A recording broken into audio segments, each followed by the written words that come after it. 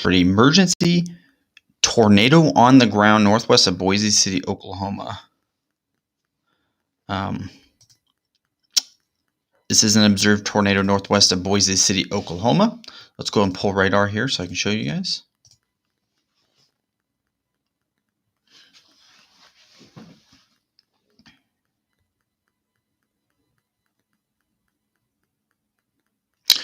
This is a life-threatening situation here if you live in Boise City, Oklahoma. This is a life-threatening situation. This is a PDS tornado warning, which stands for a particularly dangerous situation. Storm chasers have confirmed a very large, almost wedge tornado that is on the ground picking up debris. Looks like radar doesn't quite, maybe right there is what they're talking about. I'm still getting information in here. Again, storm chasers also reporting damage just northwest of Boise City, kind of in this area, right where the tornado would have been. Reports still coming in as of just a few minutes ago of the tornado on the ground. This again is nearing the town of Boise City, Oklahoma. Very serious situation. This is life-threatening. You should be in your tornado shelters. This is a confirmed large tornado on the ground reported by storm chasers. We are just waiting for kind of like radar updates now. This storm also was packing grapefruit size hail as well a little time ago. But again, this is, if you're just now tuning in, this is a tornado on the ground. This is nearing the town of Boise City, Oklahoma. Per storm chasers on multiple reports, is a large tornado. Let's go ahead and pull the report here. This is a particularly dangerous situation. Take cover now.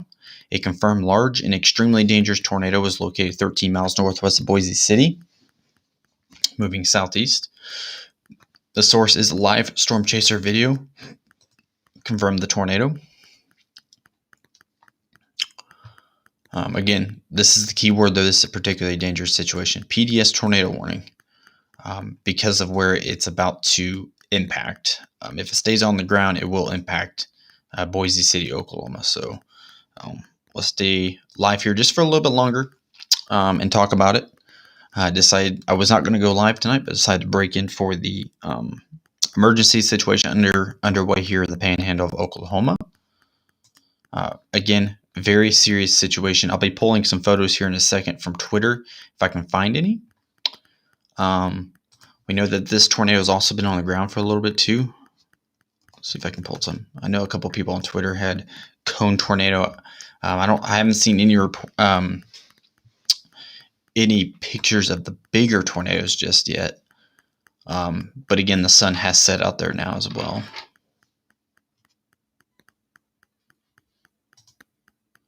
Let's see if he uploaded it.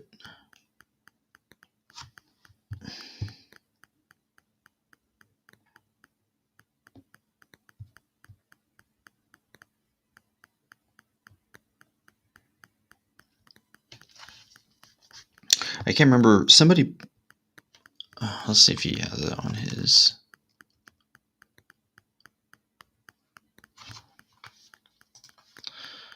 I'm going to pull some pictures here.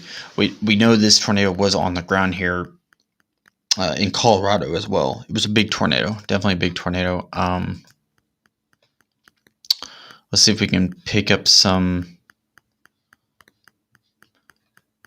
pictures here from a little while ago. This tornado has been on the ground here for a little bit as well, so that's a problem as well. So let's go ahead and pull this photo courtesy of Aaron Rigsby on Twitter, clearly showing the large tornado right over here. That is still on the ground. This was shortly before sunset. Definitely a big tornado in this photo. You can tell the rain indicating the bear's cage, and then the actual tornado itself right there. Definitely a large cone tornado that easily could have went to a wedge as it's being reported. This was just about, this was right before sunset, so about 45 minutes to an hour ago. Pretty serious situation. There were reports of it being a wedge tornado, so eventually at some point this did become a full-size wedge Of course, we're having problems finding decent photos of that because the sun has went down out there now. Let's go back to radar. I'm still also waiting for further reports to see if this tornado has lifted or not. Hopefully it has. Right here is Boise City. This tornado would be on a southeast path. Let's see. Absolutely ginormous hail. Grapefruit size hail was reported as well.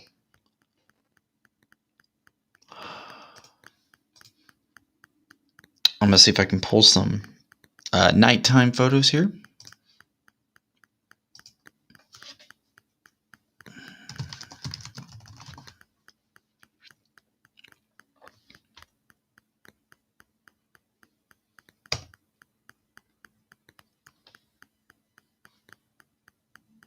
All right, here's a good photo. Definitely a wedge. Let's see here. This was taken about 10 minutes ago. Courtesy of Nathan Moore on Twitter. You can definitely see it is a wedge tornado on the ground. This was as 11:06, 9 minutes ago, guys. This photo was 9 minutes ago. Definitely can see the edge right here and the edge right here. Definitely a large wedge tornado on the ground, still being reported on the ground. Have not received any more information on whether it has lifted yet or not. This is definitely a very big tornado, life-threatening tornado, which is exactly why there is a PDS tornado warning out for Boise City. Unfortunately, this does include population. Okay, so they did update their tornado warning here. A confirmed large and extremely dangerous tornado was still on the ground northwest of Boise City. This is a particularly dangerous situation, of course. Storm chaser confirmed large tornado causing damage northwest of Boise City. So that's never good, guys. This tornado is still on the ground doing damage. I'm not sure if CC would pick it up. We are pretty decently far away from the radar. But you can see it right there. A very large tornado on the ground causing damage, according to storm chasers. So a very serious situation. And hoping that everybody in the path has this information and they are in their shelters right now. This tornado is not survivable if you are not in your tornado area. If you take a direct impact from this tornado, you will not survive. So it's very important that you're in the safest place you can get. Again, this is courtesy of Nathan Moore at Storm Chaser IRL in real life on Twitter. I'm still monitoring radar. I'm also scrolling through to see if I can find anybody else's photo here.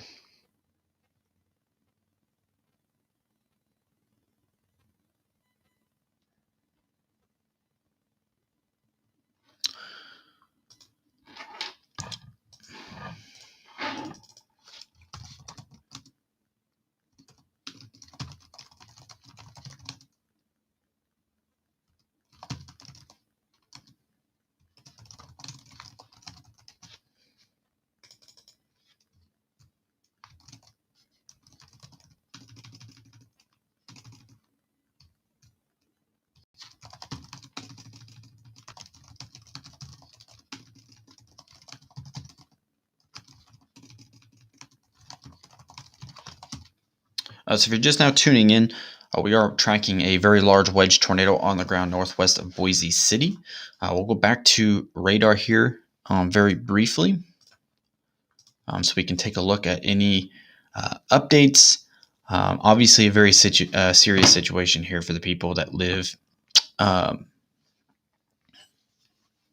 in Boise City. This tornado has been reported as causing damage. Again, you are in a life-threatening situation. Flying debris may be deadly to those caught without shelter. Mobile homes will be destroyed. Considerable damage to homes, businesses, and vehicles is likely, and complete destruction is possible. Look at the wording here, guys. Complete destruction is possible. That is very, very strong wording I haven't seen wording like that in a minute. We do know that there is a wedge tornado on the ground. Per Storm Chasers, I'm seeing pictures of it now flowing into Twitter. I'm going to find some better ones.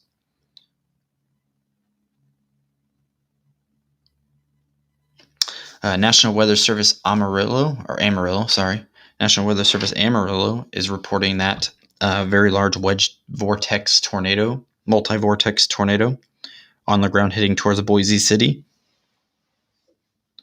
They say, don't wait, take shelter. Very important information. Let's go ahead and pull that report here.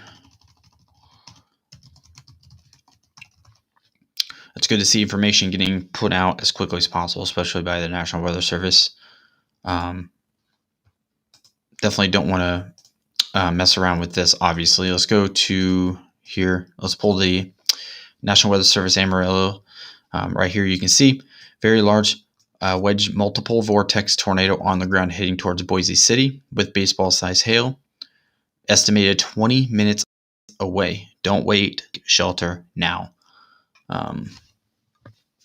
Very strong wording. That was about 5 minutes ago. So about 15 minutes until this tornado is on top of Boise City. Hoping to God that it is not still on the ground. That would be complete devastation with a tornado of this size. Very serious situation, guys. Let's go back to radar real quick. I'll continue scrolling through Twitter, see if I can find any more pictures of the wedge. If you're just now tuning in, there is a confirmed large and dangerous tornado nearing the city of Boise City, Oklahoma. That's in the panhandle of Oklahoma. The tornado is actively causing damage, and it is a very large tornado.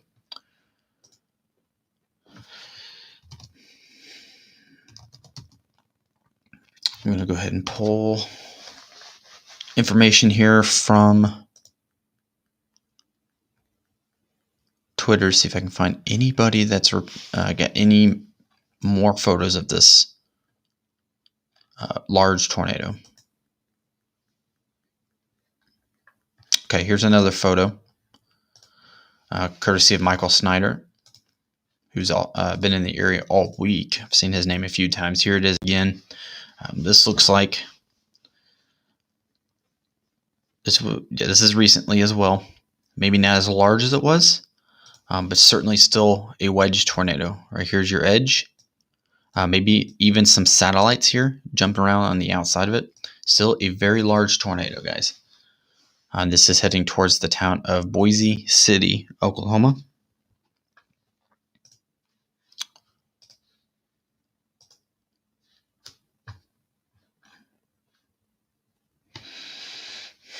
Katie, we won't know the tornado rating until a few days after.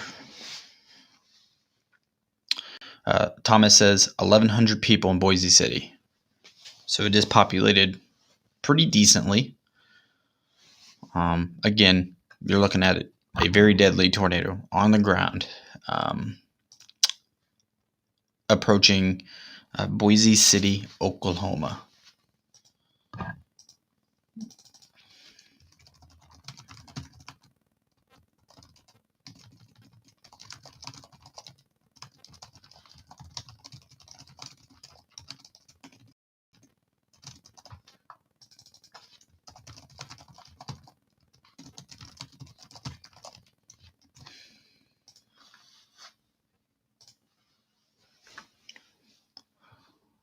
So let's go ahead. We're going to wait a couple of minutes here. We're going to see if there's any more storm reports coming in. I'm going to continue to kind of scroll. Well, I can't scroll there. I'll scroll on my phone. I'm going to leave that picture up for a couple of minutes so you guys can take a look at it here.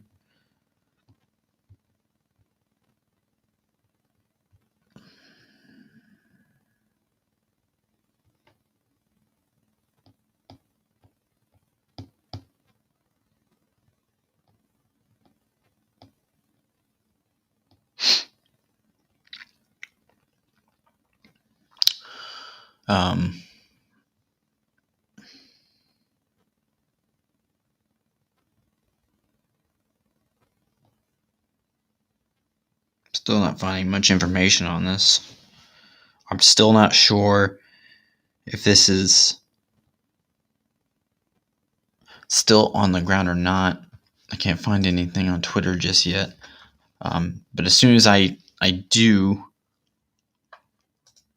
I'll pass it along. Let me pull, while you guys are looking at that, let me pull velocity here. Also pull CC drops as well to see if it's found. I'm not seeing any more photos of it yet.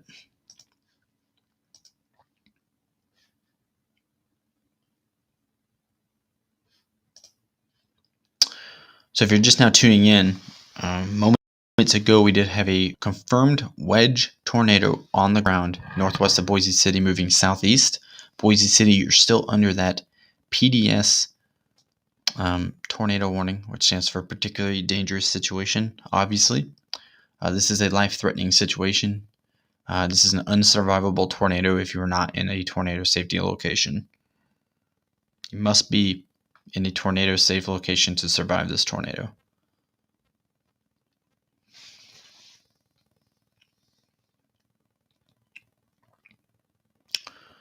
We can keep scrolling here.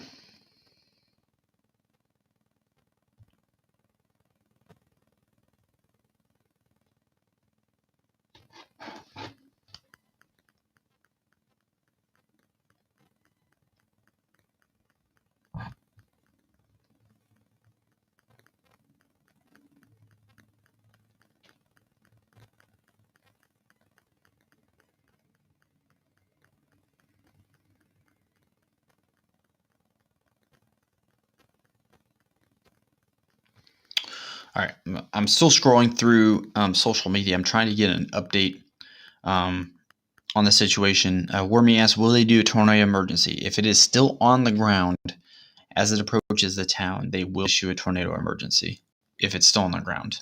Let me keep scrolling here.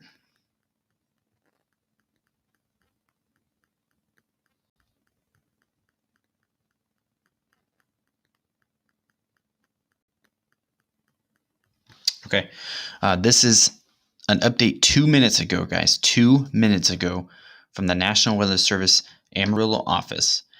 Power flashes are still being reported by chasers in live stream. Oh, I'm sorry, that's a different post. Power flashes are still being reported by chasers. Tornado is still on the ground. Highway 325 to Boise City. You are in the path of this tornado. Baseball-sized hail is still possible. Take shelter now, of course. So power flashes are still being reported, meaning that the tornado is still on the ground. Whether it's a wedge tornado still, that's up in the air, but this is still a violent tornado on the ground that is causing damage. Per storm chasers, northwest of Boise City, Oklahoma. Let's go ahead and take you back to radar real quick so I can show you guys exactly where Boise City, Oklahoma is.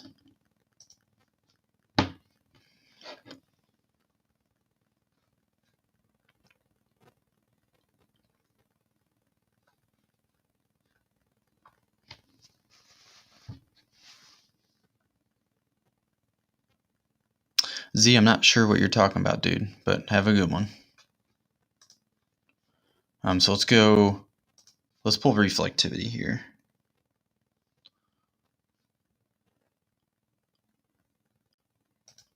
So here's Boise City, Oklahoma in the Panhandle. The tornado would be tucked right in here, and it's on a southeast movement. Again, as of 2 minutes ago, courtesy of the National Weather Service, Amarillo. This is a tornado still on the ground, causing damage, and power flashes are being reported. Okay, so still a very serious situation. Not sure if it's still a wedge or not, but it is still confirmed as a tornado on the ground. So let me go back to Twitter.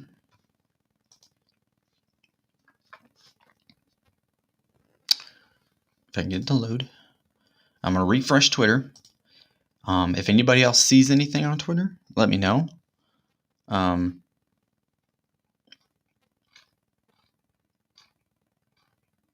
That way I can pass the information along to the live stream.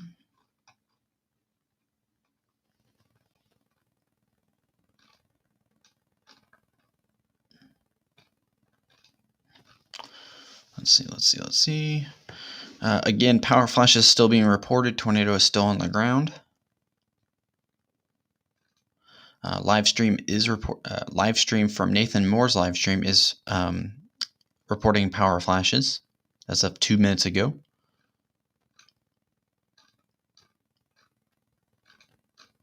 Looking for any more photos, maybe.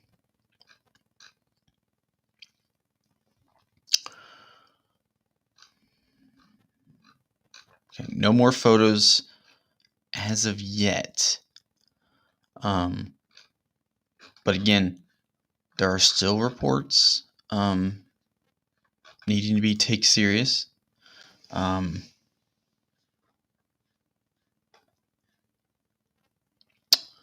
Again, northwest of I'm sorry guys, I'm trying I'm trying to erase all of our social media. I think a couple people tagged me and stuff, so let me look at that. So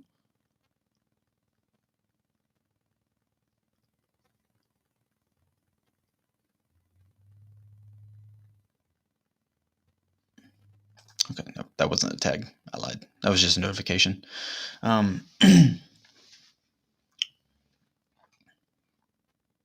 Thanks, Water Dog. Appreciate it, buddy. That's actually a good question. I'm not sure what color it'll be because this is new software I've never really used. But I'll just keep clicking it to make sure I'm not missing any.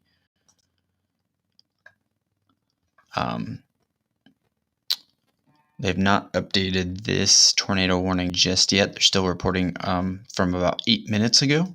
Of course, still a tornado on the ground, guys. Still take it serious. Still, power flashes are still being reported. People in Boise City should be in their tornado safe areas.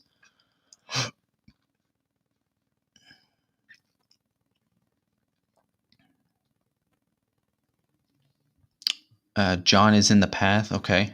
Keep me posted on that, please, of that storm chaser in the path. Let me know what happens with that. Mike is running south. Mike Phelps. Okay. Absolutely don't blame him. Hey, Luke. Okay. They say they were unsure if those flashes may have been lightning from another storm due to its red color. Okay. Okay. Thank you for that information. Yeah, I wasn't sure if it was legitimate power flashes or not. I was just reading what the National Weather Service put out. That's a good point. Could have been another storm as well.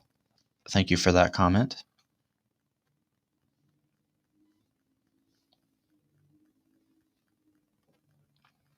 Z, I'm still not sure what you're talking about, man. I don't think I've gotten frustrated with anybody. But if I have, I apologize. Didn't mean to offend anyone. Just trying to report the weather, man. There's a tornado on the ground. Things get a little bit stressful. I'm sure you would understand that. Aaron is also... is it Aaron J. Jack or is it the other Aaron? I'm sure it's J. Jack. Yeah, I mean, it's just, guys, there's a big tornado on the ground, so things are a little stressful right now. I apologize if I'm offending anybody. I'm not trying to. Let me refresh National Weather Service Amarillo here. Again, Boise City, you're still in the path. Very serious situation, life-threatening situation. It is still a particularly dangerous situation. Tornado warning for a large tornado on the ground until I see otherwise. Until I see information that has said that it is no longer a tornado. Just in the last few scans, it looks like the storm is actually starting to die off a little bit, which is a good sign. It also looks like maybe it's moving to the east a little bit. Let me put this in play here. It looks like it's almost stalled. It definitely looks like it's dying. So I would probably say this tornado is beginning to lift. I'd be shocked if it's still on the ground. Yeah, J-Jack is wild, dude. I can't believe he got his windshield replaced in time for today. Let me pull Twitter here again. Let me pull hashtag Oklahoma weather and see if there's anybody reporting anything different than a large tornado on the ground. Obviously, the tornado warning is still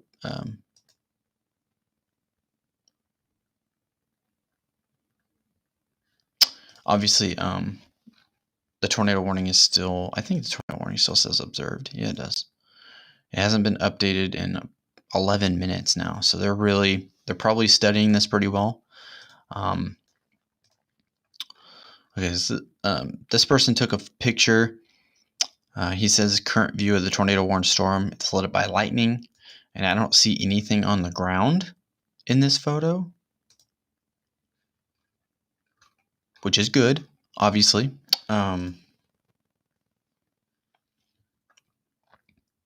His windshield got cracked again.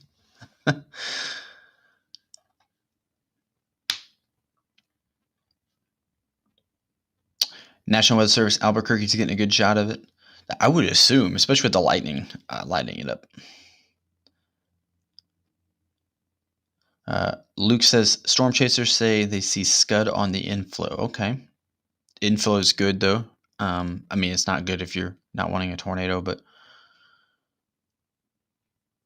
he's still chasing from the. That sounds like JJ. Yeah. Len is forwarding that information we said earlier through National Weather Service Amarillo. Power flashes being reported by storm chasers. Let me know if National Weather Service updates any information. I'm trying to scroll through Twitter to see if there's any information as well. But again, if they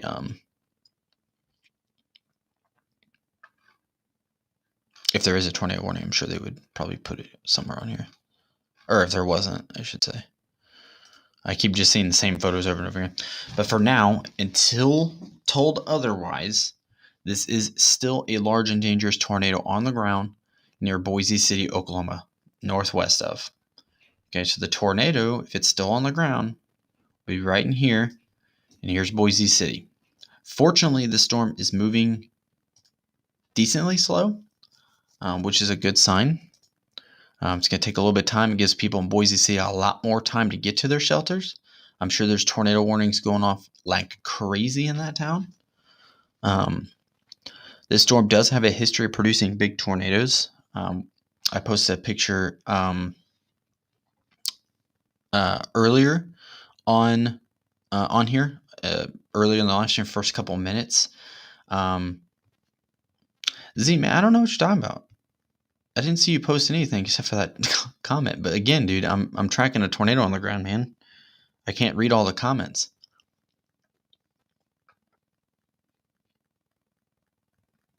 There's no need to get offended, brother. There's no need to get offended. We're all here trying to do the same thing. So again, if that tornado is still on the ground, it looks like the storm is severely weakening here. It would still be right there. Here's Boise City again. Oh, that messed up. Highway 287 running north to south. Let's see if they update. They still haven't yet to update this tornado warning with new information. So if you guys are curious what the tornado looked like, since we're waiting on the radar to load, I'll take you back to Twitter. I'll show you Nathan Moore's photo. This is from earlier. This is about probably close to 30 minutes ago now. That was the tornado that was on the ground. I'm not sure if it still is or not. There are, quote, power flashes being reported. Luke says one chaser says it looks like it's becoming outflow dominant, dying LP stage. Okay, yeah, I would believe that. Just based on the radar. So let's change this caption. Gosh, I wish it would say.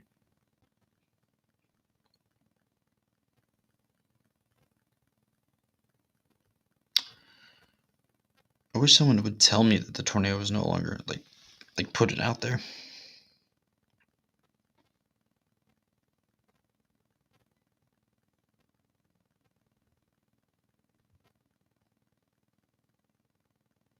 Okay, I see that tweet now, the outflow dominant. Yeah. Storm northwest of Boise City, Oklahoma has become outflow dominant quite some time ago. Okay.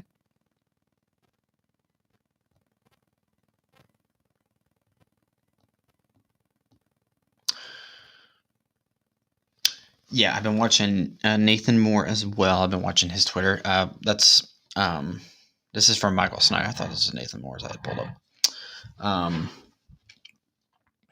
This is Michael Snyder on Twitter. Multi-vortex wedge tornado northwest of Boise City. I'm still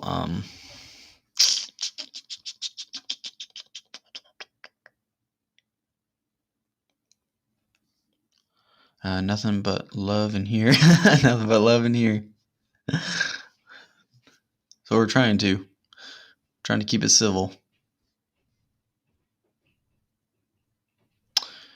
Okay, dude. I really don't care what you do for a living. So I don't know how that makes you more intelligent than a meteorologist at talking weather, but that's cool, man. You don't have to follow the page.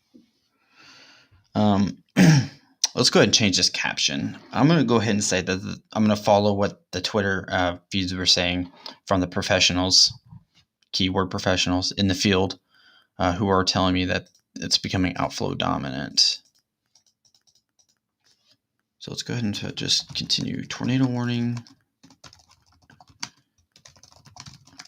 Still a pretty, I mean, look at that photo, y'all. That is a pretty ugly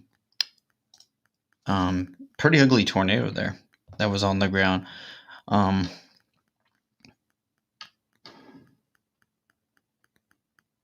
Let me before I say anything, let me pull up correlation coefficient.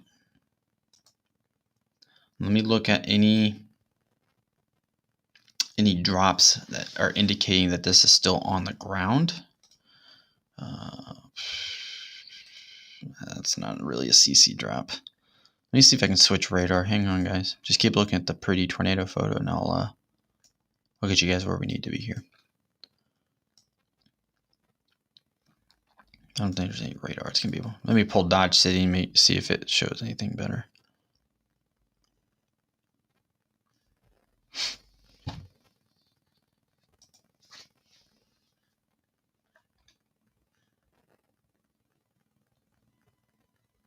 Yeah, absolutely, Luke. Excellent point.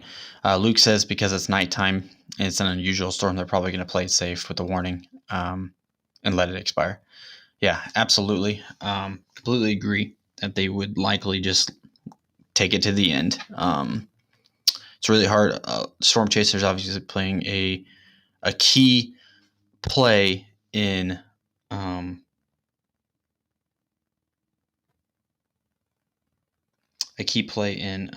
issuing tornado warnings, and then storm chasers have a really key play in reporting what's happening in the field. And obviously, you know, if it's nighttime, it's hard to see the tornadoes. I'm already on Twitter. Let me check radar again. Okay, so Dodge City radar doesn't take me far enough, so we're just going to go off of Amarillo.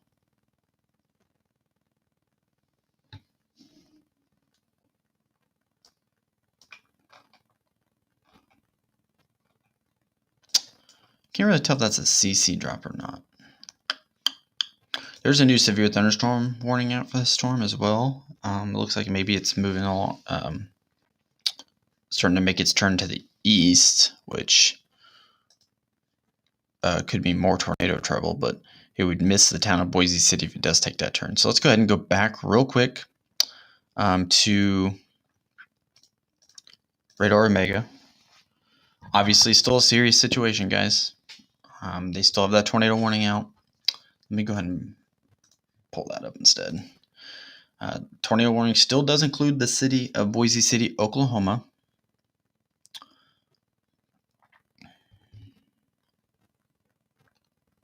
Let me refresh Twitter.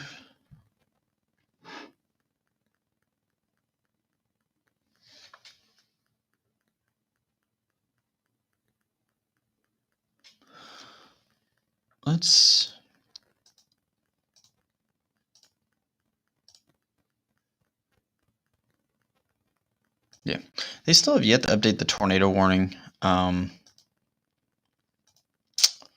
that storm. They didn't update the information, so I'm going to assume they're doing kind of what Luke said. They're probably going to let it expire. Oh, he said, yeah, Amarillo expired the okay, yeah, I kind of figured they would. There it goes. Okay.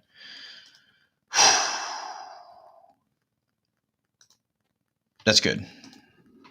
That is really good news.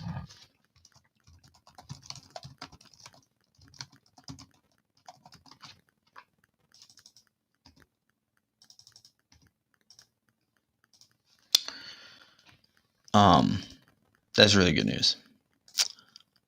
So that tornado, so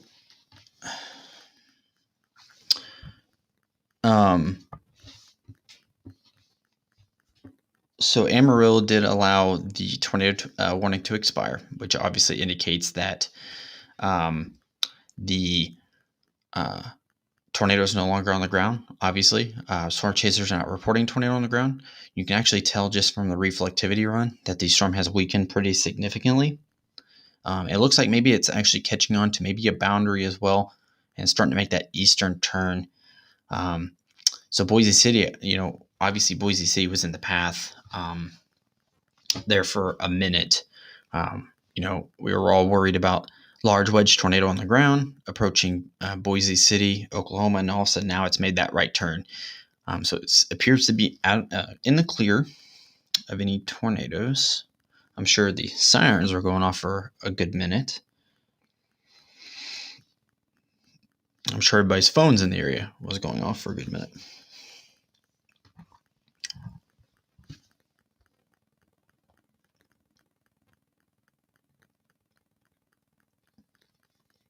So that storm is now making that turn to the right. We'll see. We'll stay on the air here for a couple more minutes. Sometimes when storms catch that right turn and they start moving east with those southeasterly winds pushing in as the inflow, sometimes you might get another tornado to pick up and spin up. It looks like maybe there is a merge as well. Whatever storm this is back here, it's off the radar. Could be merging in with this front storm. If it merges in with that front storm, this storm would probably weaken out pretty well. This storm back here might become the dominant storm. So you actually might get another tornado. I don't know what that storm looked like. I haven't pulled it up on radar yet, but usually when you get those two cells to merge, that's that's when it becomes that front storm will kind of die off a little bit. Yeah, take it easy, y'all. Take it easy. Hey, we're just talking about weather. I respect Z and I respect his opinions.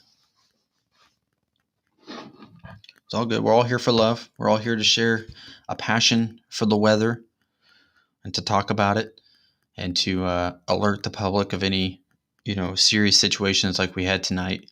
I was about to go to sleep personally, and I got the notification that there was a wedge tornado on the ground. So I ran into my office and I started the broadcast, just to get the information out there. It's Z Bubby. Z Bubby. I'll call you that. Z Bubby. We're all here to love, man. No hate. Good night, Dale. Have a good one, buddy. Thanks for tuning in. Thank you all for tuning in as quickly as you did. We know that this was a pretty serious situation there for a minute. I'm just going to wait a couple of seconds, a couple radar scans to see if maybe it will tornado again. We'll wait and see.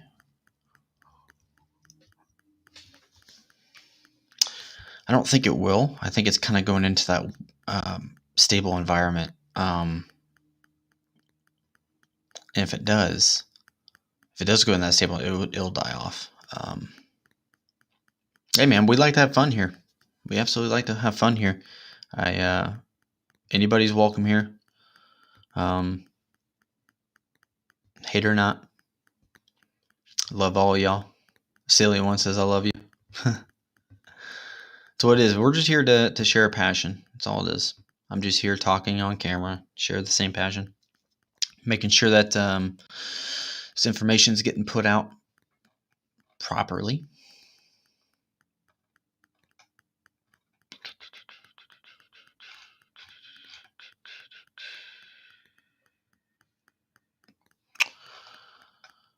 Someone asked me if I had a degree. No, I'm studying towards my degree right now.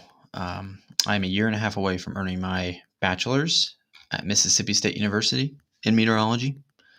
I just got done doing like one of the most hardest classes I've ever had in my entire life. It was a calculus class, and I don't even want to talk about it. It was very difficult. I suggest anybody that's really good at math to look into meteorology, of course. Definitely a fun field to get into. The good news is, though, is that I'm an online student, so I study through Mississippi State Online. And thank you. I really appreciate it for the congratulations. And I'm an online student, and so that's very difficult to pay attention to, especially as a dad. So I had to do a lot of like tutoring, but luckily the university will help you out a ton with tutoring and any type of mathematics that you may struggle on trying to get through your meteorology degree. So about a year and a half out, maybe 2 years if I decide to take another class I have some interest in.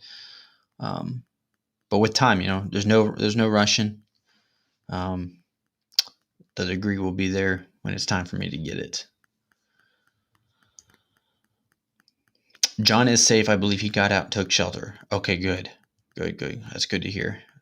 Obviously, chasing storms is already dangerous enough. Chasing a wedge tornado is dangerous, but then chasing a wedge tornado at night. That weird science guy asked, "Congrats, are you part-time?" No, I'm a full-time student. Yeah. About to start my summer classes. Luckily, I'm military, so the military pays me to go to school. But on top of being a full-time student, I think the summer classes I won't be full-time. I think it's part-time. I think they're only going to do like 1 or 2 classes. But yeah, full-time student. I get paid to go to school, so that's how I can afford to live, I guess.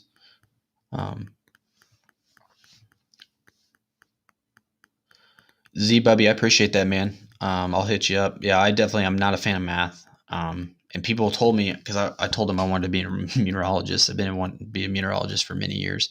Told them finally I wanted to go get a degree and do it. I knew enough about it. It was time for me to get a degree. And they were like, "Are you good at math?" I'm like, not really. They said, "Well, you might struggle." And I have. It's definitely not been easy. But I've had a lot of people that I knew or that I know that are meteorologists and maybe not even meteorologists. I know a lot of people that are very intelligent when it comes to meteorology, but they just don't want to get that degree. They don't want the student loans, and I get it. I've had a lot of people offer me a lot of help, so I really appreciate that. Oh, hold on, let me go up here. Temp 67, humidity 67, dew point 56. So your dew point, for those who don't know, your dew point actually determines your humidity. Higher your dew points, the more humid it is outside. Humidity is the moisture that's in the air. So if you've ever been in like a really humid area, like if you ever been to Florida, it feels like you can cut the air with a knife. It feels like your palms are always sweaty. It's because your dew points are really high. And it's kicking off that moisture in the air. It's little water vapors that hover in the air. That's why it makes it really hard to breathe too when the dew points are high. So I like my temperatures about 70 degrees and my dew points about 50, like they were today in Indiana. It's absolutely gorgeous outside.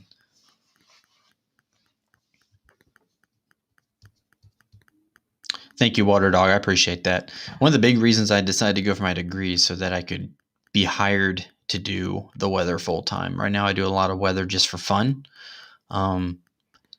Chasing storms and doing these live streams is just a hobby. I don't get paid to do it. I just do it because I want to do it. And so it was just time for me to get my degree so I could do it for a living. Make some money doing it. Len says, National Weather Service Amarillo storm may be cycling up and is heading more towards the east. It appears that it will stay north of Boise City. Tornado warning was allowed to expire. Okay, thank you for that. That's kind of what we were talking about there a second ago, that storm kicking to the east. That's why I'm waiting for it to maybe recycle here. It looks like actually we might have a hail core starting to come back. Maybe it might be recycling here. Watch it just a couple more scans to see what it does. G Notes, thank you. I appreciate it, brother. I really appreciate it. Always important to remember what Memorial Day is all about. It's not for those who are living and serving in the uniform, but it's for those who have passed away wearing the uniform. It's always a sad time of year for sure. Yeah, Z-Bubby says math is tough. Get into something like meteorology. You were talking about applied math. That's when it gets fun. Math is the last one. Yeah, you're absolutely right. I kind of had that attitude going into it. There's been some really tough moments, but it's that comment is very similar to what somebody told me when I first got into Mississippi State University. That applying math that's applicable to life is so much more fun than just doing random math and some dumb math that doesn't apply to what you're doing. So that's a great point. Yeah. Okay. Trey asks, I live in Hooker, Oklahoma, in the Panhandle in Texas County. Any tornadoes possible? Let me find out where you live.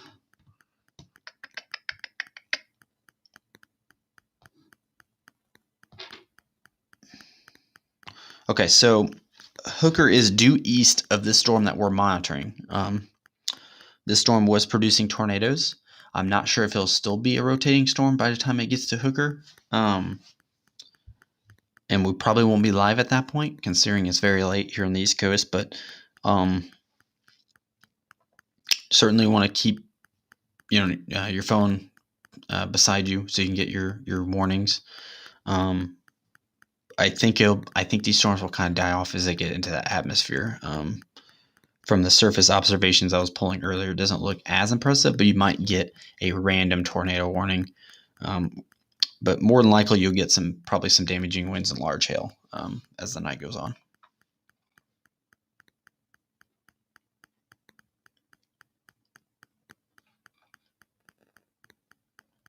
It's all good, man. National Service. Okay, so that's probably that storm to the northwest. No, I'm already on it.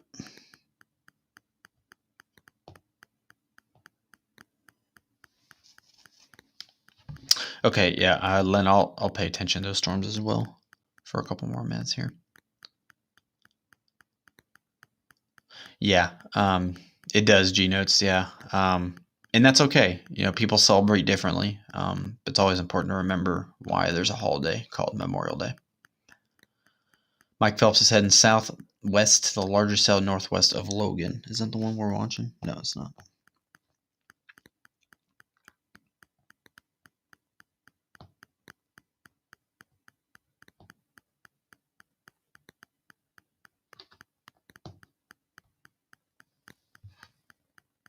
Yeah, give me a post on what he's watching. Mike Phelps.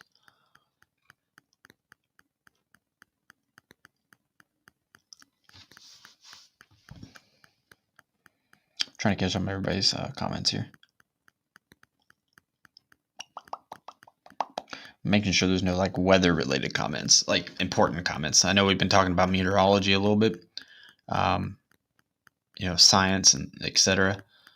I'm going to make sure I'm not missing any actual comments about the storm at hand.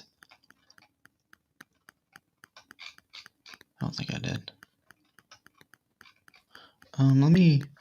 Let's see if I can find any more before I go back through the comments here. I'm going to go through Twitter and see if I can't find any more semi-decent photos of that wedge that was reported on this storm about 30 minutes ago or so. I can't believe I've already been talking for almost an hour. Does not feel like that. It's crazy.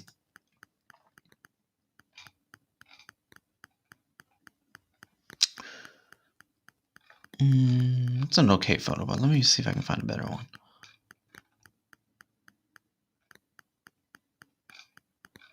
It's the problem with these nighttime tornadoes, man. They're brutal stuff because you can't find a really good photo of the tornado. Unless they're right up on it.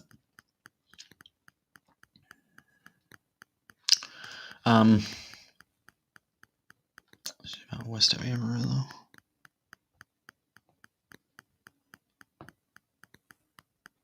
Oh, yeah. Okay, I see. Oh, okay, I see what you're talking about. Northwest of Logan now.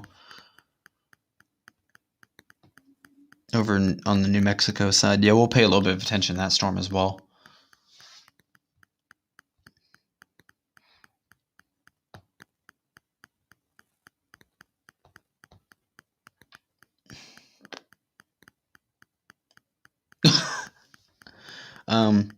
I'm not sure if Amarillo will be much concern this evening. I think you'll be okay. Honestly, I think these storms, as they move into that atmosphere, they'll die off, as especially now that the sun is down. Give it a little, a couple hours for those for the the colder air to kick in. These storms should start dying on their own here. The pics of this tornado look like the Greensburg. Yeah, they kind of did. Golden Blue Dude says that the pics of this tornado look like the Greensburg, Kansas tornado. For those who remember the Greensburg, Kansas tornado, that was an EF5, I believe in 2006, if I'm not mistaken. Ginormous tornado at nighttime. Killed lots of people, unfortunately. It took out 90%, I think it was, of Greensburg, Kansas. 90% of the town was wiped out. Oh, okay. Yankee Express. Phelps is heading there. Okay. I don't blame him. I mean, that's an area still that's good for tornadoes. That's a pretty good area. Probably going to get it before it gets into Texas and kind of dies out a little bit. I'm a sports YouTuber. Just hit 1,000. Congratulations, man. That's awesome. That's what I'm trying to get to. Congratulations. I sub to you because I'm also a weather enthusiast. Fantastic. That's what we are here. Love our weather. Love our meteorology. What was I doing? Oh, I'm going to take you guys over to Charles Peak here on Twitter. He had it's pretty far shot of the tornado, but you can still make it out. Charles Peak. I just ran into Charles Peak a few weeks ago in Texas after we chased a wedge tornado together. So he's been bagging wedges. Maybe even looks like maybe a satellite tornado back here. There briefly. But you can kind of make out the wall cloud. And then maybe the tornado right there. Yeah. Seems to look that way. It's really hard to tell. But I would also be... Definitely looks like a satellite tornado back there. That is Charles Peak Weather, Charles Peak WX on Twitter. He's a field meteorologist or a field reporter for the Weather Channel. For those who don't know who Charles Peak is, yeah, it definitely looks like a satellite. I would say it's a satellite. That one's lit up by the lightning pretty well.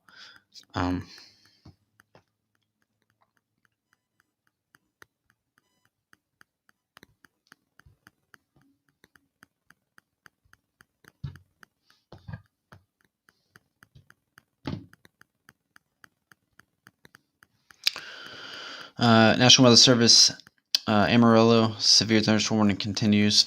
Okay. Perfect. So they did continue that severe thunderstorm warning. So Luke comments, just imagine all of the wall cloud would come down. So a lot of times on these wedge tornadoes, that happens.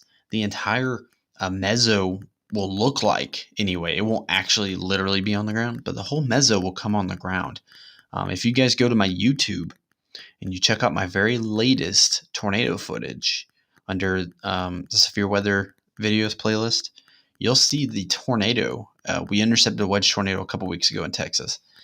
It looks like the entire wall cloud is on the ground. It's insane. And then underneath it, you can see the dancing vortices. But that happens sometimes. It looks like the entire wall cloud's on the ground. Especially if you're chasing tornadoes in like Alabama or Mississippi. Anywhere where there's like trees, it looks like the entire thing's on the ground.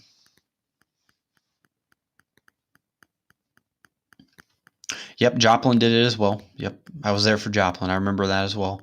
Joplin, the entire wall cloud was basically scraping the earth. It was incredible. And then it produced the quickest tornado I've ever witnessed in my entire life. I mean, we're talking the tornado itself was EF2, EF3 rating in about 10 seconds. It was absolutely insane. El Reno was a little bit different. El Reno, the whole wall cloud wasn't really on the ground. It was a pretty visible, structured storm. Like you could see the tornado come down and start dancing. But at one point, it was so big, obviously, biggest tornado ever recorded, that you couldn't tell which was the tornado, which was a wall cloud. Which, I mean, you couldn't tell which was rain. It got rain wrap. It was insane. Very crazy tornado. Z-Bubby says, I was a kid when we got hit by the Gerald tornado. That was a skinny, but a whole different level of weird. Even skinny tornadoes can be ugly. For sure. I mean, even skinny tornadoes can do lots of damage. There's been EF5, EF4 tornadoes that were, not wedges. Typically, when you think of E5, you think of wedge. That's not always the case. National Weather Service, Amarillo. Am I saying that right? Amarillo? It's Amarillo, right? Storm north of Boise City, capable of 60-mile-per-hour winds, golf ball size hail. Okay. That storm may be trying to do it again. We'll give it a couple radar scans, and I'll kind of give up on it. EE, where you live, man? Let me know where you live. Any chance of tornadoes, particularly on the storm that we were monitoring in the Oklahoma Panhandle? It's possible for a recycle. It's kind of going out of that environment that you want for tornadoes. I would be more concerned right now about that storm back northwest of Logan, New Mexico, that might be starting to do something.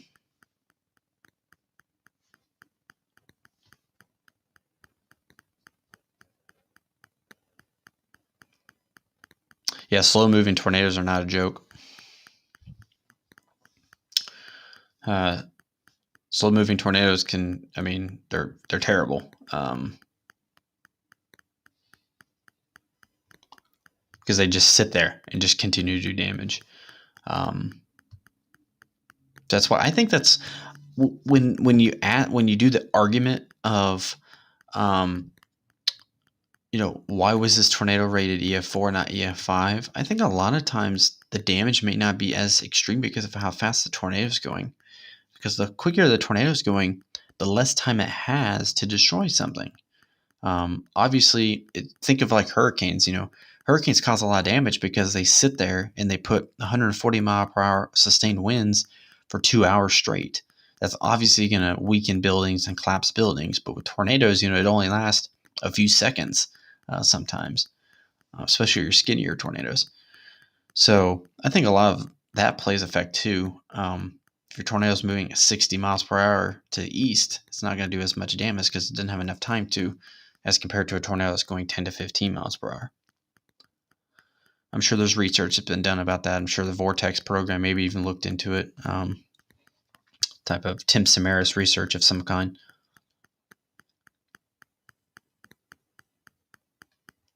Hackleburg was pretty bad. Was it EF4? I think Hackleburg was EF4. Or was it EF5? Hackleburg, Philadelphia was EF5, I think. Or not Philadelphia.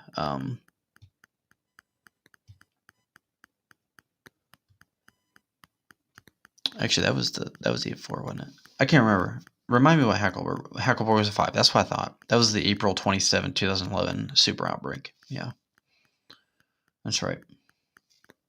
I actually just drove through the path area through Hackleburg back in March when that high risk was issued in Alabama and Mississippi. We drove through there on our way to the target area. It's still damaged. I mean, there's still trees obviously gone, and it's pretty bad.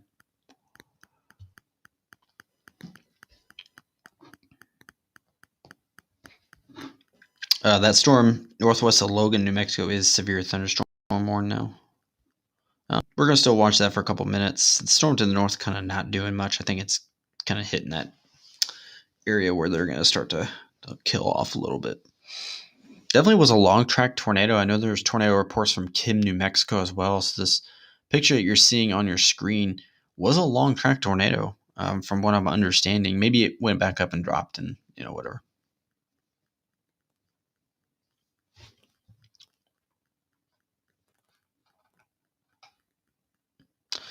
No, there's no EF6 rating. It only goes up to 5. If you're asking like if they had an EF6 rating, I mean it's possible. I think we all know that if El Reno would have hit a town, it would have been obviously the highest rating of an EF5 ever recorded. But it didn't. It was in the open the entire time, which is why it got bumped down to an EF3. But if El Reno would have went through a town, it would have not only killed dozens and dozens of people and destroyed everything in its path, it would have been the highest rating ever of a tornado. 300 mile per hour winds destroying a town, that would have been horrific.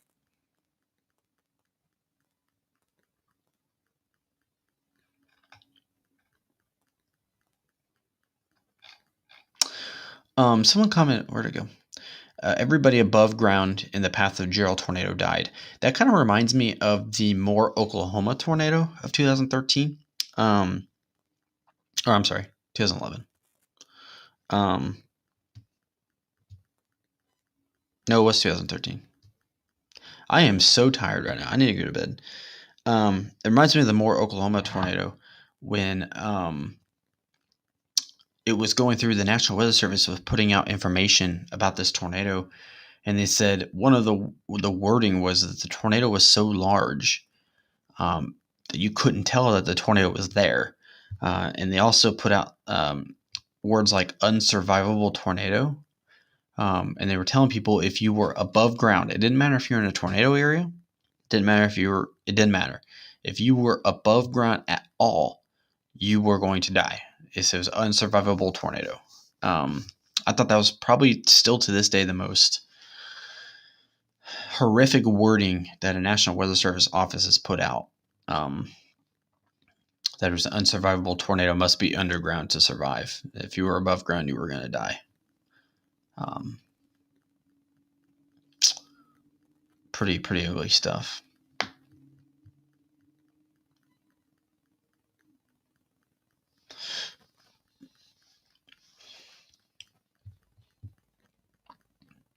Yeah, Derek says EF5 damage is total, complete destruction. Yeah. Ted Fujita stopped it at obviously a 5. They won't ever go above that, but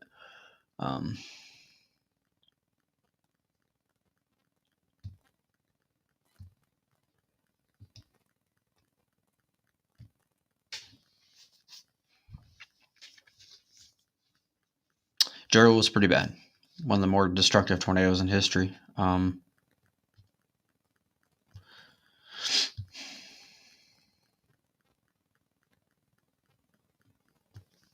I say F anyways. Like I know people say EF5, EF4. I say F4, F5. Like I know it's EF now, but I mean, I still say F. It is what it is. Here's a little let's do a little trivia question here. Do not use Google, you bunch of cheaters. Just kidding.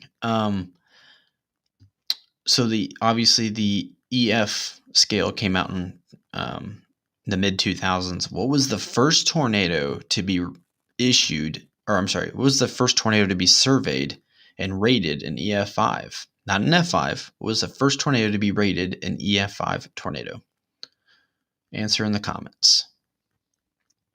First tornado to be rated an EF5. Not an F5, an EF5 on the new enhanced scale. EE got it right. Greensburg, Kansas. That is correct. All y'all getting it right. Good job, guys. I'm proud of y'all. It was Greensburg. Yep. Greensburg, Kansas was the first tornado to be rated EF5. Good job, everybody. G notes, I say F as well. Yeah, I always do. I say it as well.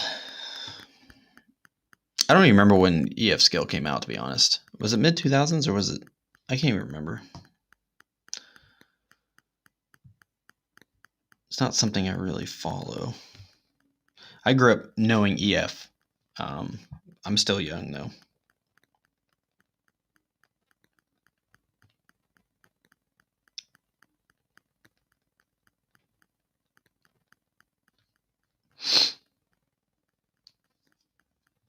I'm pretty sure it was mid-2000s. Somebody research that. When did the EF scale come out? I didn't hear all the questions. No, so what we're talking about is when the EF scale. So obviously there was the F scale that was invented by Ted Fujita. 2007. Okay, yeah, that's what I thought. It's I think it's 2007. I think it was like February 2007 is when the EF scale dropped. Because then Greensburg happened May of 2007, if I'm not mistaken. Okay, 2007. Yeah, I thought it was 05 there for a second, Gold and Blue, and I think it is 07. It was February 2007 is when it came out, because then May 2007 is when Greensburg happened. February 1st, 2007. Okay, yep. But no, we were talking about the F scale and EF scale when it comes to meteorology, of course. Ted Fujita coming out with the F scale way back in like the 50s, 1950, maybe something like that, somewhere in the 50s. And then eventually it was bumped up to the enhanced Fujita scale, February 1st of 2007, just a better way of rating violent tornadoes, basing them off the damage that they do and not so much the wind speeds. So if a tornado like this tornado you're seeing on your screen, if it stayed out in the middle of nowhere the entire time and destroyed like maybe a little, I don't know, little silos or something, it likely won't get that significant of an EF rating. However, compared to if this tornado would have went through a town and destroyed a town, it would have a higher EF rating because it destroyed more stuff. It's rated on how much it eats. Bill Paxton, Twister.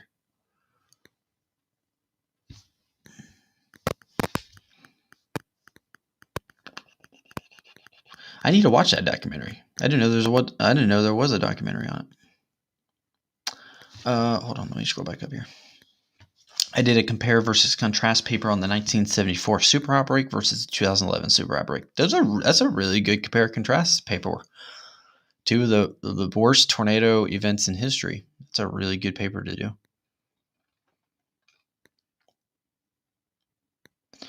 May 4th, 2007. That's right. Yep. So the new EF scale came out February 1st, 2007, and then it was and then the first EF5 tornado was rated on May 4th, 2007. So just a few months later.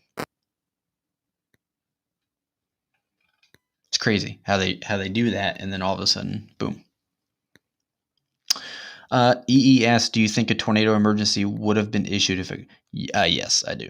When it's coming to population, anything of, I mean, I know there's only 1,100 people in the town, but that's still a large group of people in one area. In the path of a large tornado like that, absolutely, they would issue tornado emergency.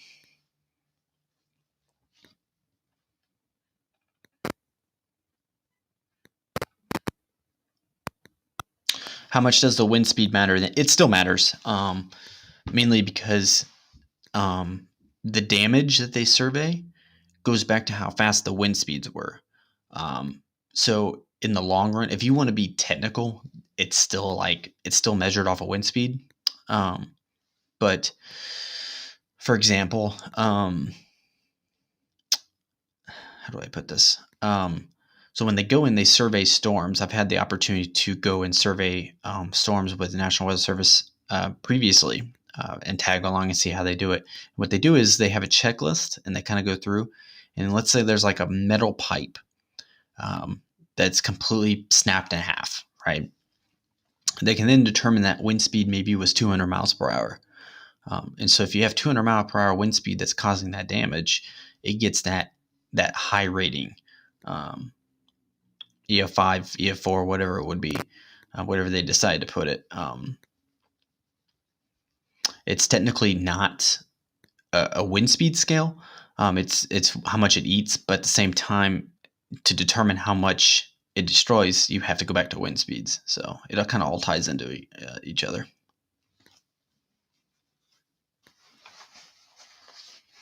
Yeah, kind of what Derek just said, going back to El Reno.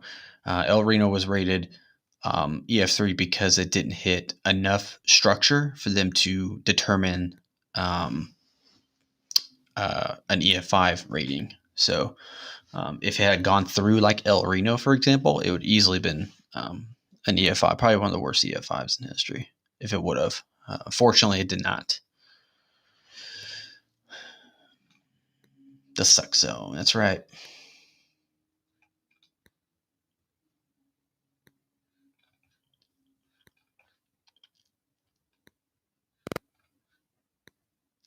Yeah, Golden Blue says EF3 plus towards population. Yeah, I mean that's not necessarily like they don't rate tornadoes obviously as they're on the ground. So you can't say EF3 tornado on the ground heading into town. But you can kind of, I mean, I get where you're getting at. So like if they know it's a violent tornado, that would easily issue a tornado emergency. If it's a little baby tornado, they might not issue a tornado emergency, but sometimes they still will, just because. But yeah, violent tornadoes that are EF3 or higher, just by looking at them, absolutely get a tornado emergency.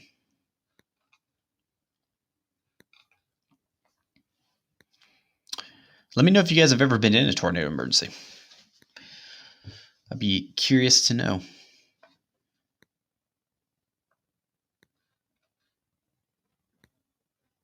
No, I think the first F5 tornado, geez.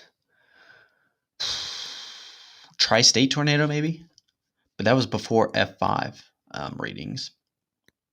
That was before Fujita scale ratings at all.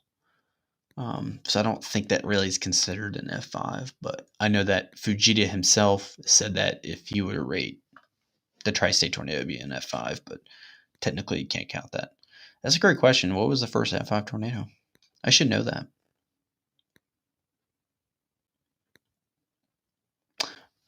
Okay, Z-Bubby says they are now trying to measure the severity of tornadoes based upon pressure differential. Okay. For anybody that's been close to a tornado, you know that your ears pop. I've been close enough to have that happen to me before. Your ears will pop from the tornado. So that's kind of cool. I didn't know they were doing that. Same as hurricanes, yeah. I appreciate you, Golden Blue. Absolutely. I really appreciate you. Matt Rhodes says the Tuscaloosa tornado was an EF5. Can't tell me otherwise. I am not going to argue with that. I'm not sure how that did not receive an EF5 rating. Just like Rochelle, Illinois. I don't know how that didn't get an F5 rating. Yes, do you think the EF5 drought will end soon? I hope not. Anybody that's been on an EF5, I've been on 2 of them. Anybody that's been on an EF5 before, it's not enjoyable at all. So hopefully not.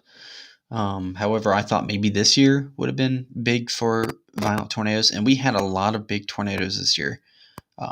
Just because there weren't a lot of big ratings doesn't mean anything. There was a lot of large tornadoes this year. I was chasing wedge tornadoes in Texas that were packing some pretty bad wind speeds in early March. So we thought it was going to be a pretty big year and that maybe a town would get it, and we didn't quite see that this year. Last year we had Cookville, which was an F4. We thought maybe for a brief minute that was going to be an F5, and they gave it F4. I don't know if it's political. Sometimes you're like, man, I don't know how this didn't get an F5, but I don't question the National Weather Service.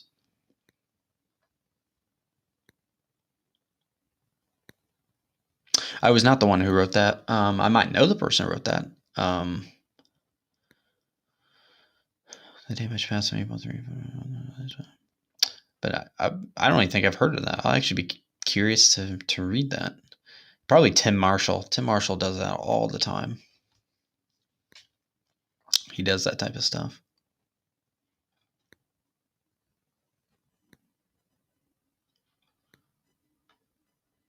I don't know.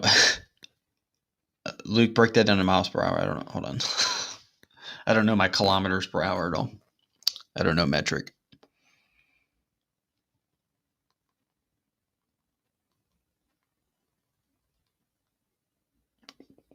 298. Okay, yeah. Absolutely.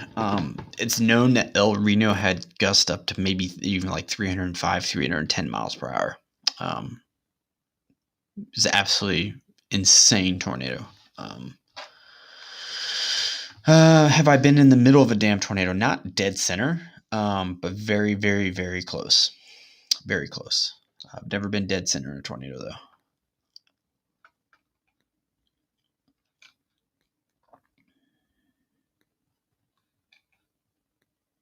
F scale started in 1971. Okay. A lot of times, what will happen is that they'll go back and survey storms before or they did anyway. They don't do that now. But what they'll do is they'll go back when the F scale was invented. They'll go back and survey previous storms based on photography and damage and stuff like that, and they'll start rating those tornadoes. Um, just like Tri-State, I think was rated F5 after they went back and reviewed it.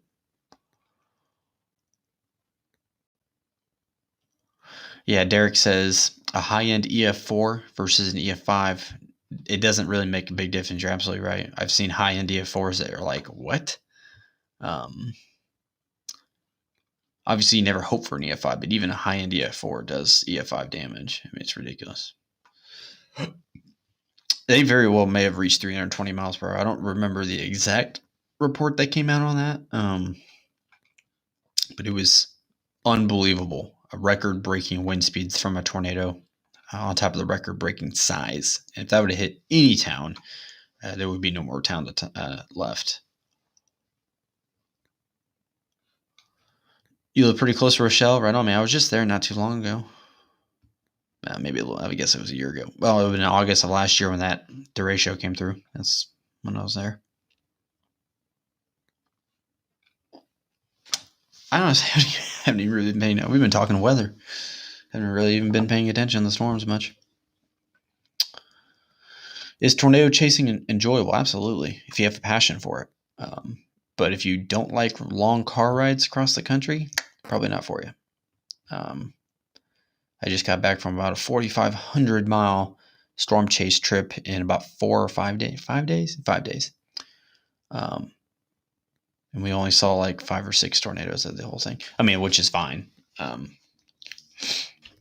they all came from the same day. We busted like 2 days in a row. But it's absolutely enjoyable if you're an adrenaline junkie. But make sure you obviously study, know what you're doing before you go out there.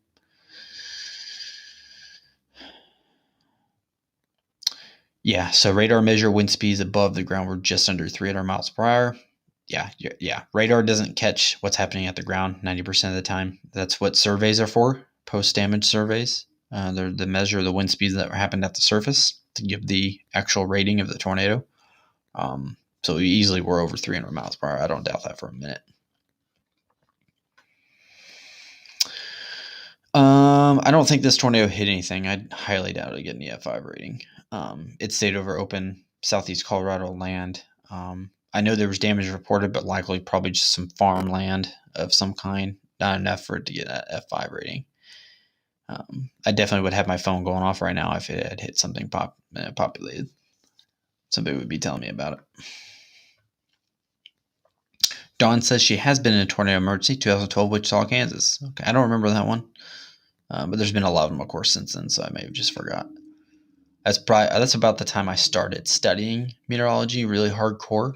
Before that, it was just a hobby. Matt asked, that skinny tornado from Ashby, Minnesota was freaking intense. Yeah, it was really intense. The thing is, it was really intense because probably of how small it was. Smaller tornadoes can spin quicker, a lot easier. If it would have hit something, population, I don't think it would have gotten F5. It probably would have got EF. I know it got like EF3 or something like that. EF3, maybe even EF4. I don't remember. What did it get rated? It might have been that intense. But if it would hit something, maybe. It might have had that 4 or 5 rating on it, but it has to hit something. That's the thing. And that's the unfortunate thing. You don't get that F5 rating without destroying a whole populated area.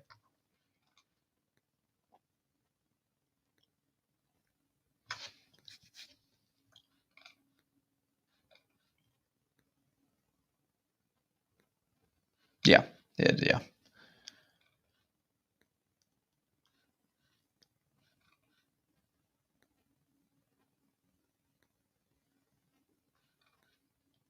Maybe, but like I said, you don't get that F5 rating without destroying a lot of stuff. It flattening one barn won't do it.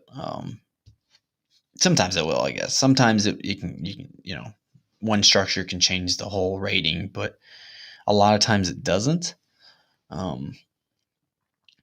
because the meteorologists who survey it want to see that it was destroying a lot more things, and that maybe, I don't know. It's hard to tell. It really just depends on who is surveying it. If they think, okay, that one barn got flattened, that's enough for an F5. A lot of times they'll go no on that, and they'll reserve those F5 ratings for something that's actually like impacting a lot of stuff. But we'll see. We'll see what they say.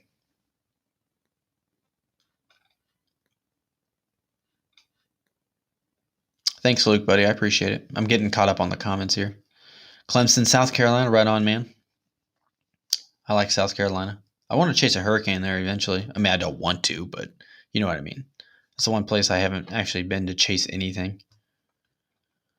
What chat am I reading? I'm reading this chat.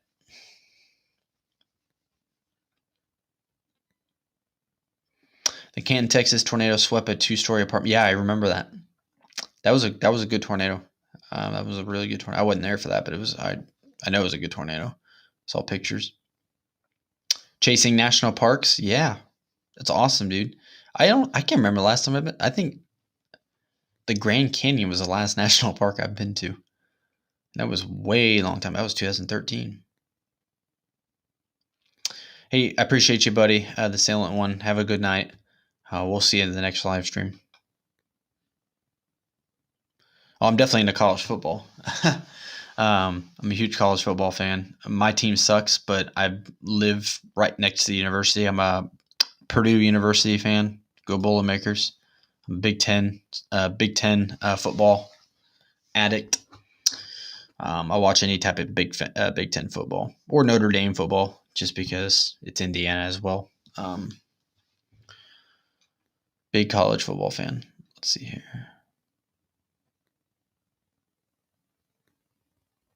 Yeah, G notes. It's been pretty quiet up there.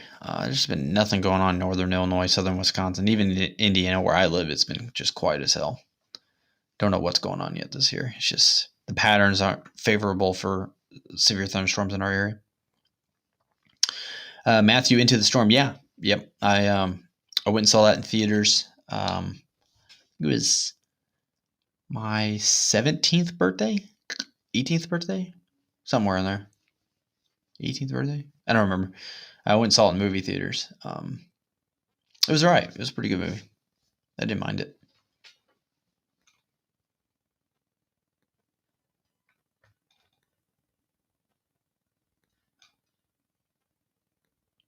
I've actually heard of people saying that that tornadoes have made them partially deaf because it's so loud.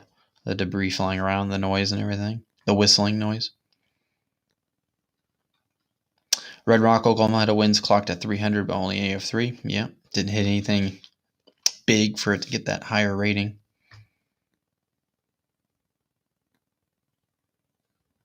Yeah, that's also a good point too. That's a great point I didn't mention. It depends on the structure it hits too, guys. Some structures are built better than others, and so they'll go in, and if it's a home that's not built to standard, or maybe not to standard, but built without anchors, maybe, and it was swept off, it might not get an EF5 rating. But if it's a home that it was built perfectly, with anchors and everything, and it was still swept off, that's when you get your. I covered that Birmingham, Alabama tornado earlier this year. There was one house, just one, that was completely off the foundation. It had anchors that were snapped, but only got like an EF3 rating. I'm not sure how they got an EF3 out of that. I mean, the whole house was gone, y'all, and the anchors were snapped. I don't know how it only got EF3, but again, I do not question the National Weather Service. Let me get caught up on questions here. Big Ten football is where it's at, man. My undergrad was Purdue. Right on, man. Boiler up. Big Purdue fan. I live here in West Lafayette, so I'm a huge fan of Purdue. Just because I can pretty much walk to the stadium. Like if I wanted to go watch a football game, I could just walk there. No problem, Matt. That's what I'm here for, man. Ask any questions. You got Wisconsin winning Big Ten West. They looking good this year. I know they're going to smoke Purdue. Purdue just struggles, man. We have a problem with recruiting. I don't know what it is. Ever since Drew Brees left. Nick Gorman in the chat says, "Remember the time we almost got railed by the Brookwood tornado?" Yeah. So story time here. We were chasing in Alabama. Remind me, Nick. March 17th of this year, high risk, and we were observing a tornado-warned storm that had just produced a tornado. We got back out in front of it, and we were waiting for the storm to reproduce the tornado, and we could hear like debris flying around, and like the noise of the debris. And all of a sudden, this tornado spun up in the parking lot that we originally were sitting in. We had moved across the street, and we were, I mean, my God, 10, 20 yards away from getting nailed by this tornado that just came up out of nowhere. I guess it didn't really come up out of nowhere, but we were like 10, 20 yards away from getting hit by this tornado. A little baby tornado, but it probably would have busted out a couple windows if it would have done damage. But God, I will always remember that. That was fun. Yeah, March 17th. Yeah, that was fun. That was fun stuff. This is maxed out. Yeah, Soso, Mississippi was another tornado that was EF4 that a lot of people thought should have got the F5 rating. Big tornado, 2 miles wide, maxed out, velocity scans, doing damage, F4. I actually just drove through that damage path too on my way home from Texas a couple weeks ago. They still got trees down, obviously.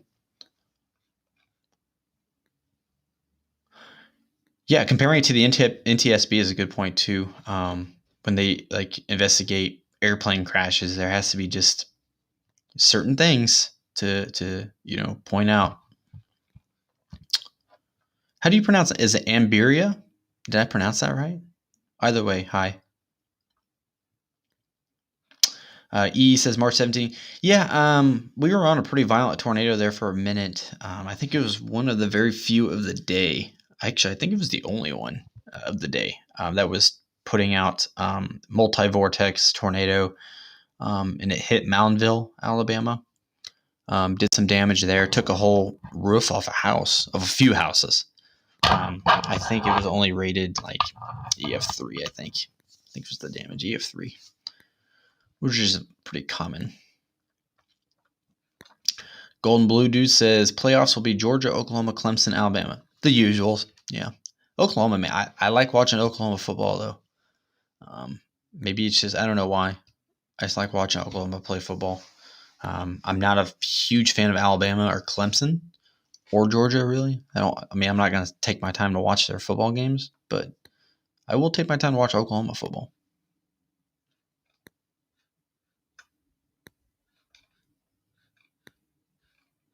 Trying to catch up with these comments. I'm falling a little bit behind here. The Wolfman asks where'd it go? Which state has the most F5 EF5 tornadoes? Oklahoma, I think. Correct me if I'm wrong. I think Oklahoma has the most, but I could be wrong. It might be Alabama now. I don't know. I think it's either Oklahoma or Alabama, somewhere. I don't remember. I remember reading that one time. It's one of those states.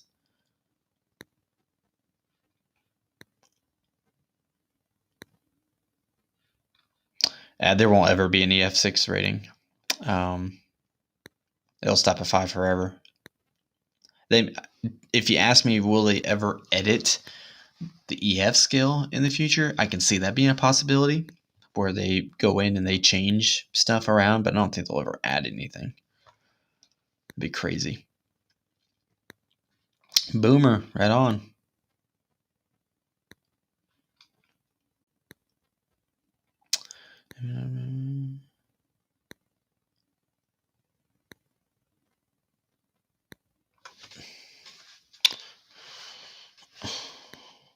Nick Gorman. the hell are you talking about? You're just trying to get me to laugh. I get it. You're trying to get me to get distracted. Why so many people like college football? Dude, I love college football way better than NFL. I can't remember the last time I actually sat down and watched like NFL football. Like a whole game. I used to be really into NFL. I don't know what maybe it just became too political or something. I don't know. I just really lost touch of NFL football. I've always been a huge fan of college football though. Anything collegiate.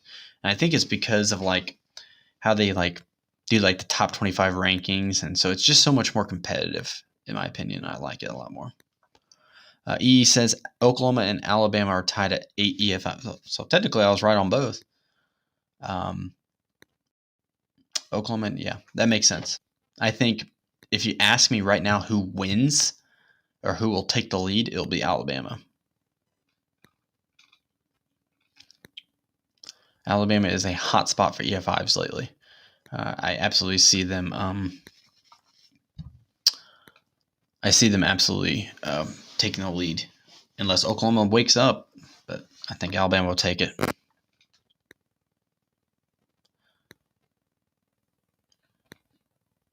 Oh, okay, that's a good bet, E. Yeah, he says he would take a bet that the next violent tornado to hit, like a town or anything, would be like North Carolina through a hurricane. A lot of people don't know that there's a lot of hurricanes that develop, or a lot of tornadoes that develop during hurricanes.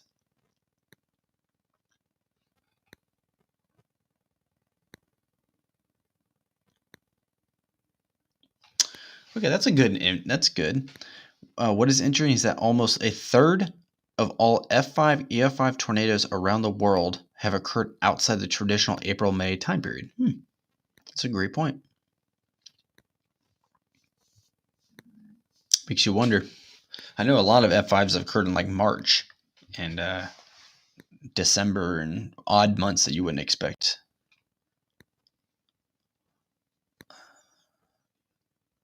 All right, Luke, have a good night, buddy. See you on the next live stream.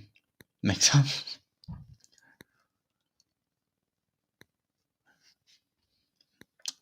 Get out of here with that.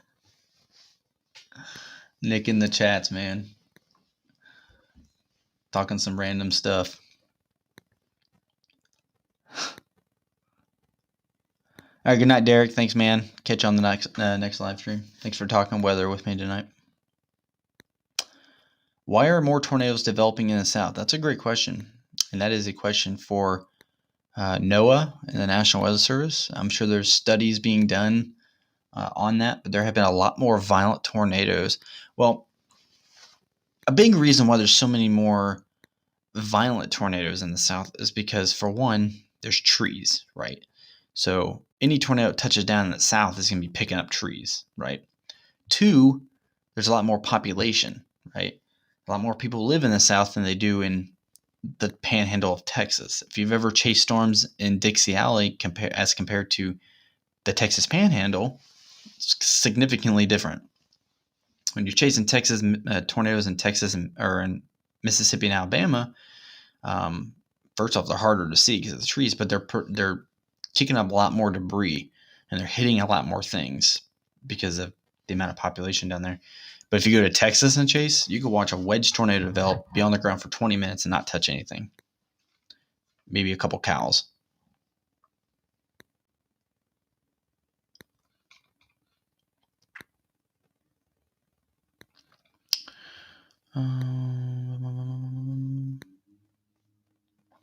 There's been a few situations where there have been strong tornadoes in hurricanes before. Absolutely.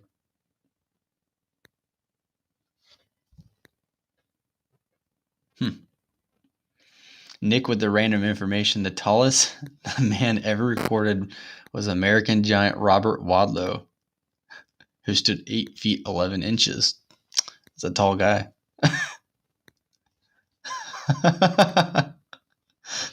I'm not going to repeat that one.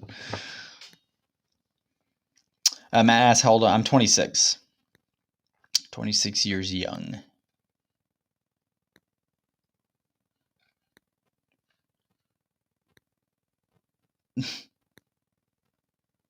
That's Nick Gorman, everybody. Friend of mine, Chase partner. Uh, check out his channel, guys. He's got a lot of good footage too from the year. Um, he's a goofball. He's a pretty funny guy. So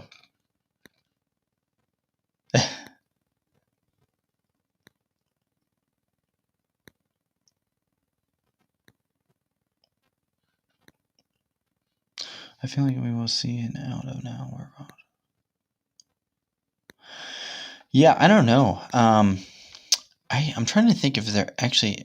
I don't think there's really been a violent tornado yet this year. I think Selden, Kansas, just happened a few days ago. Was pretty wild, but it didn't do a lot of damage. I don't think we've actually had a extremely violent tornado this year, where it's actually like destroyed a lot of population.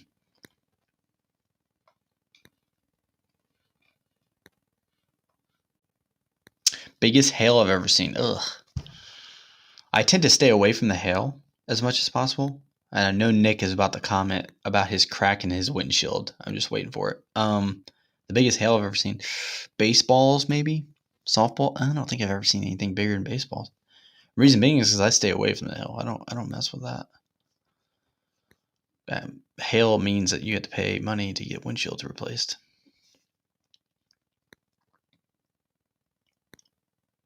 Yeah, I remember Noonan. Yeah, oh, that's right. Noonan was this year. You're right. Because that was part of that March 25th storm. That tornado went like entirely across Alabama.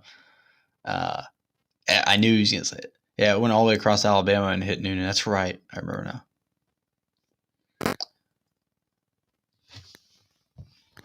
Let me check.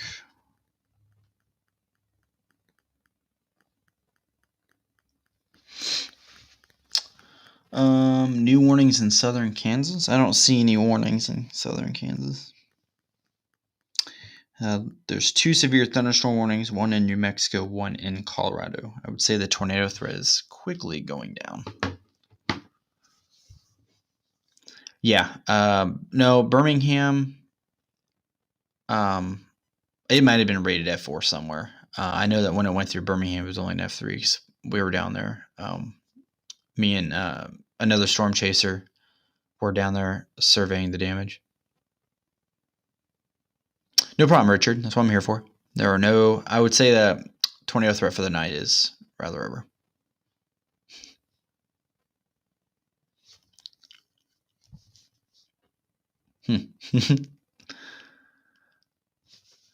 Yeah, that was. I know that was a nighttime tornado.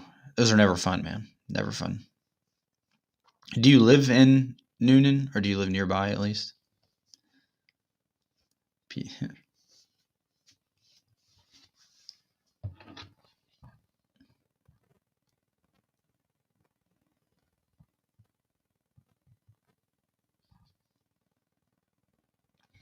Do I storm chase during the night, or do you try to avoid it? Depends what time of the year it is. If I haven't storm chased in 3 months because it was winter time and I'm ready to get back out there, I might take a gamble and chase at night. I've done it before. I'm not a fan of it because I like to see everything, but I would say I try to avoid it at the most. But for the most part, no, I don't. I don't chase at night. Is tornado? No, tornado's not on the ground anymore. Tornado warning has expired. I'm more or less just answering questions about the weather now. Also listening to Nick's insane comments or reading insane comments.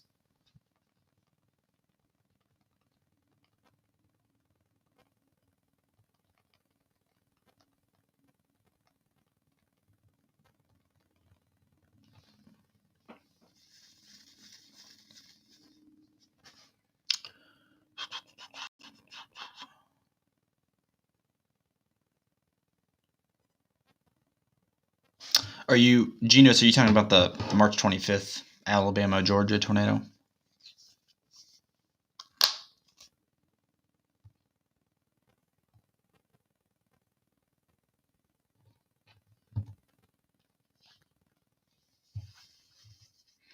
Hey, have a good night, Matt. Thanks for coming.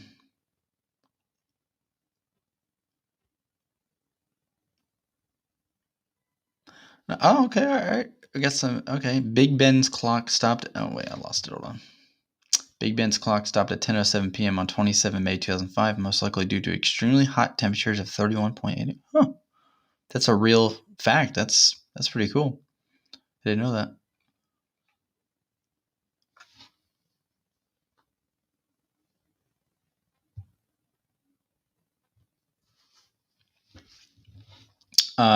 Yeah, Gino, I don't think the tornado was on the ground the entire time. What it was one supercell that was putting down multiple violent tornadoes. So it would put it down, it would lift, wait a little bit, put it down again. And it went from just outside of Laurel, Mississippi, I think is where the storm formed.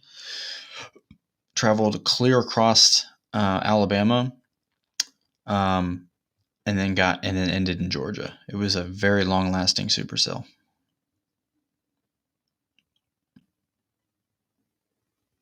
Yeah, Don, hold on. I'll actually pull up a couple other photos from that tornado instead of just looking at the same one.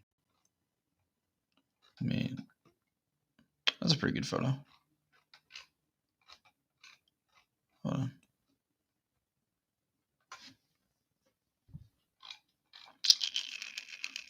Let me see if I can actually find another photo on here. That's the one we just saw.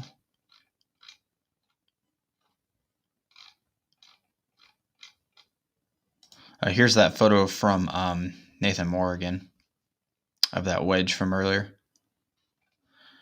The coldest temperature ever recorded, officially recorded, was negative 89 degrees Celsius. That is far too cold for me. I don't even like it when it's 50 degrees outside Fahrenheit,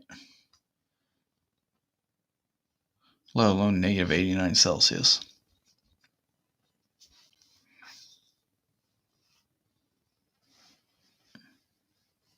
Yeah, no, that wasn't one long tornado. That'd be one of the longest tornadoes ever recorded if it was. Be like another tri-state tornado almost, which is funny because the storm went through 3 different states.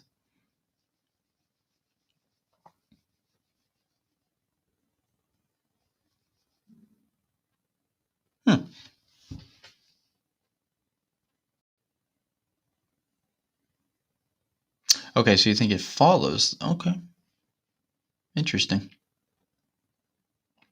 That's another study that maybe needs to be done.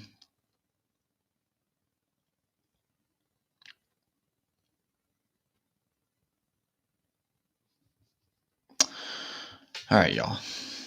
Let's get a couple more comments in, and then I am off to bed. Memorial Day celebrations tomorrow.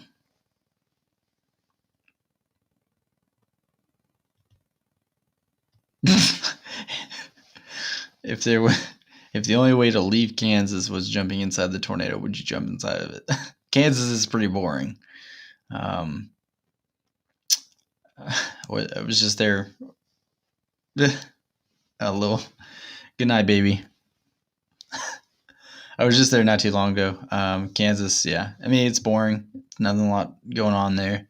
Would I yeet myself into a tornado? Probably not.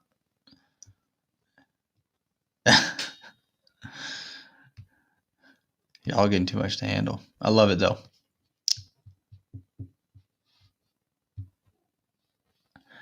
Nick says wherever I go, tornadoes don't happen. Yeah, feel that, man. we've had a lot of good tornadoes together this year, though. A lot of good tornadoes. Maybe not a lot, but I still enjoy the tornadoes we had this year. I'd eat myself. I would do the same for you, Nick. And you know that. You put that on like a Valentine's Day card.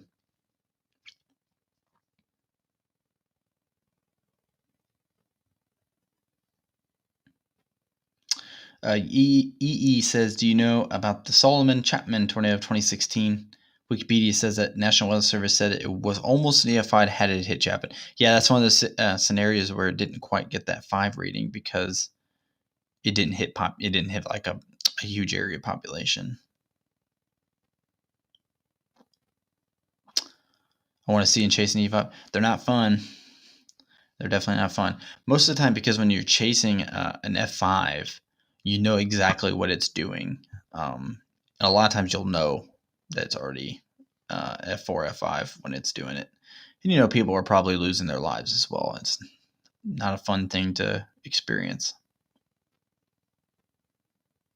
But tornado-wise, absolutely. It's truly something incredible to witness.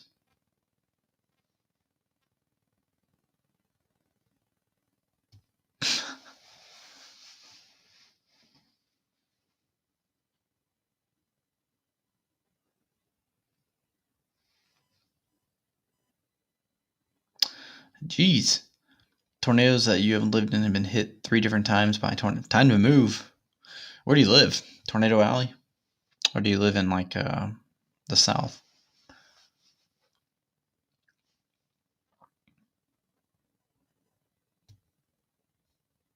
Yeah, El Reno will always be a sad tornado to watch. I've watched a few documentaries. Skip Talbot, if you guys know who Skip Talbot is, he does a pretty good explanation on the El Reno tornado. Yeah, yeah.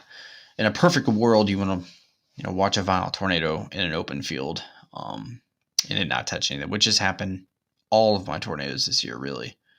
All of the tornadoes that may have gotten those EF4 ratings, pushing higher, I wouldn't say higher than that, but those tornadoes I've seen this year that maybe were EF4s, remained in open fields. Happy Texas was a pretty big tornado, but didn't hit anything. Got a wedge tornado a couple weeks ago in Texas that was pretty big, but got rated an EF2 because the only thing it did was power lines got snapped. Trying to think maybe another tornado. That's about it. Big tornado wise this year. A couple of wedges this year, but out in the middle of nowhere. Got hit twice in Oklahoma and once in Alabama. Well, it's funny because those 2 states are the highest states for tornadoes. That's probably why. Need to move to like Minnesota or something, or Wisconsin. What equipment do I bring when I'm storm chasing? Depends. If I have the funding, I typically will bring like a handheld camera. Like for example, all of last year, I had a GoPro, a handheld digital camera, and my cell phone. I even had a tablet too, for like radar. This year, the only thing I've brought is I think I brought a GoPro for a couple chases, and then my cell phone, because that's 90% of the time it's the only thing you need, especially when the cameras nowadays are recording in 4K.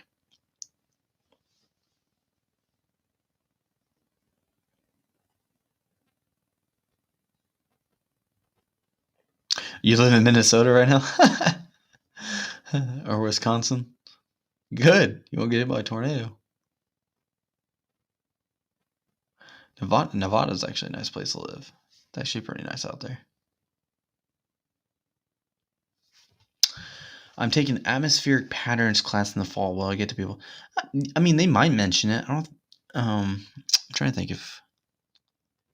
No, it wasn't atmospheric patterns. I took an atmospheric class this past semester, but I don't think it was. Nothing was mentioned of tornadoes really, but it all goes hand in hand.